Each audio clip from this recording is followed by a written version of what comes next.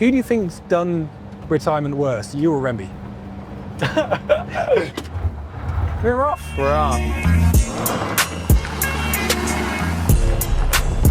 Young transport.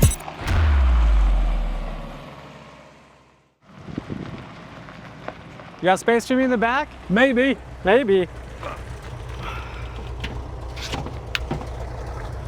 Where would you like to go? Top. What? You ride all sorts of bikes. What are you riding right now? I'm on I'd call it a mid-travel trail bike, I guess. Trek Fuel MX, actually. I'm on a mullet. Oh, nice. One of my first actually ever. Do you prefer the mullet or the 29? We're trying to figure that out, to be honest, yeah. Do you want to hear something funny? Yeah. The first ever video I ever made was a bike check of your bike in Rotorua in No 2019. way. Yeah. I was sick. And what occurred to me then, I think the people that got more into mullet were the people that had worse bikes.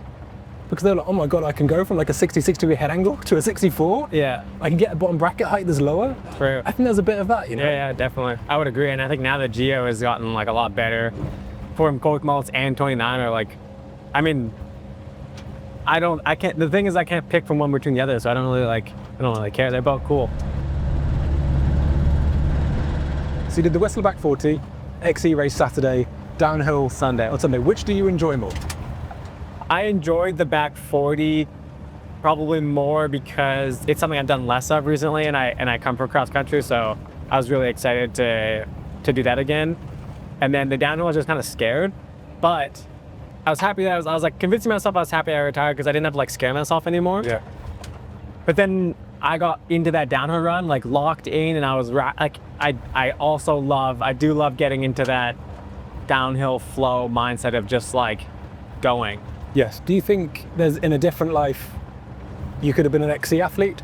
Do you think you'd ever gone down that route? Well, I was an XC athlete, and then I just wasn't good enough. Like, I truly think enduro was my discipline. Yes. Like, I think that without enduro, I would never have gotten to where I am today. Like, downhill, I wouldn't have survived in downhill. The way I crashed in my early enduro years, like, I just wouldn't have survived. And then for cross country, like, maybe I would have gotten the training bug, but just riding an enduro bike all day is really fun, and that's just how I got fit, so.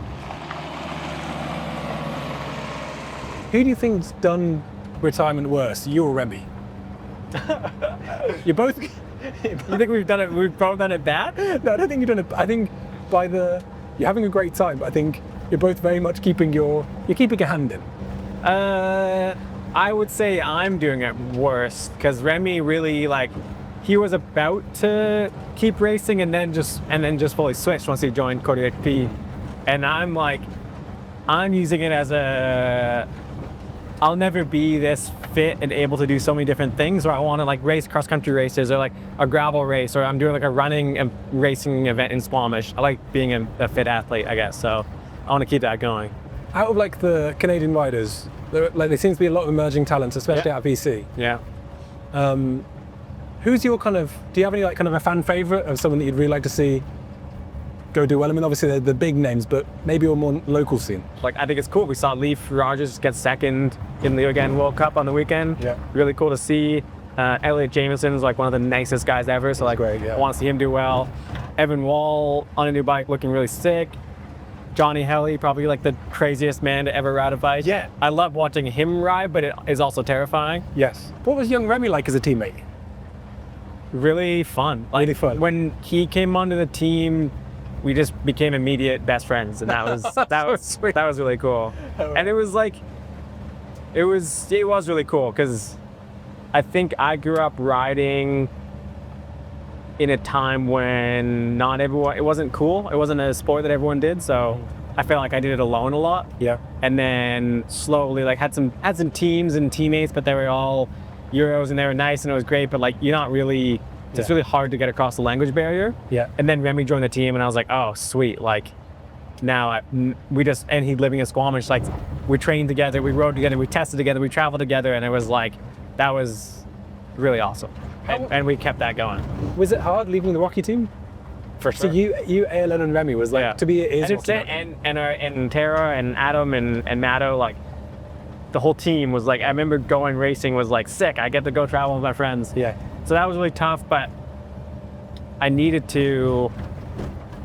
to, because I needed to try something different and not end my career without having gone to a team that basically has more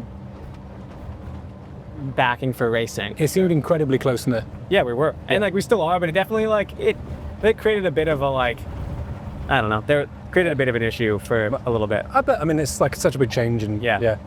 But That was good. when you think back to your, your like racing career, I mean, what was a win that really stuck out to you as like one of the really? I guess winning at home would have been. Yeah, I think winning my first one, but I also think winning my second one, because I think Finn just said that on the weekend too, and shout out to him for winning another World Cup. But he said the second one was harder because it's winning the first one. You don't know enough. You're just throwing everything at it, and like it'll just stick, and then you win. Yeah. And then when you try to replicate that, you're like, oh well, what was I doing that was right? And you start overanalyzing and overthinking, and you really have to hone in on being confident and figuring out what worked and what didn't. Because when you win a race, you're like, I'm the best, and then when you say I'm the best, you think that everything you do is great, but it's not true. So I think it's a bit like telling a joke off the cuff at landing. yeah, And then trying to do it again. Yeah, You're like, exactly. which was the bit? Yeah. So I think winning outside of Europe too, like obviously winning at Whistler will always be like a hometown advantage, which I don't deny. I totally agree with. But so I think winning in Europe was really sweet. And then winning on Canyon on the bike that I designed at the first time of asking at a World Cup was like pretty insane feeling. Yeah. You rode against like Sam Hill at his peak and Richie Rude at his peak. Yeah. Who was the competitor that kind of you, maybe not feared, but gave you more room for concern? I think Richie, because Sam is an incredible biker, and like, well, they're just different. Richie was just, his aggression was like, if he got mad, you gotta just have no chance. Like, he could just manhandle that bike so hard if he wanted to. So he was scarier, whereas Sam was just like, I didn't really battle him as much. Like, it was that one race, and like I wouldn't even think that like we're on the same level. Like, he's Sam Hill. Like, he's a magician, not a bike. He was just like, if he was winning, he was winning. Like, there's nothing you could do about it. Yeah. Whereas Richie, like, I almost thought Richie was easier to battle because like I was hopeful, but like not hopeful because I don't want to be an asshole, but like he'd break his bike or something. It's just the way he rides.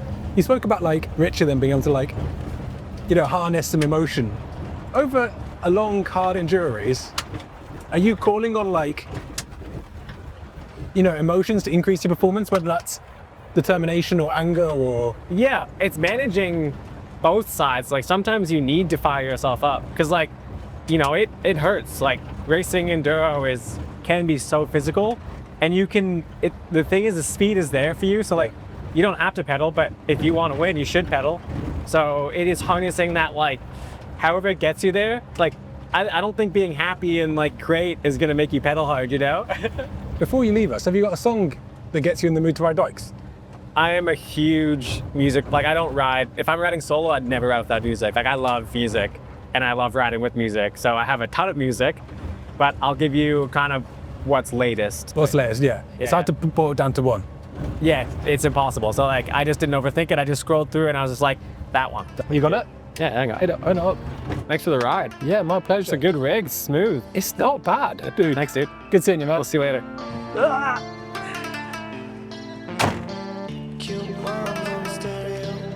Cheers, Bert. See ya.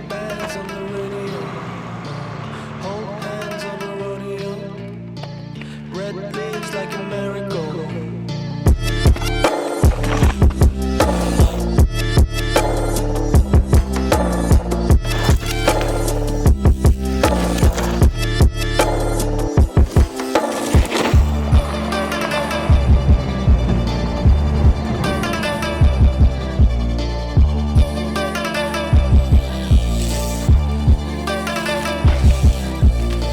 Cute moms on stage.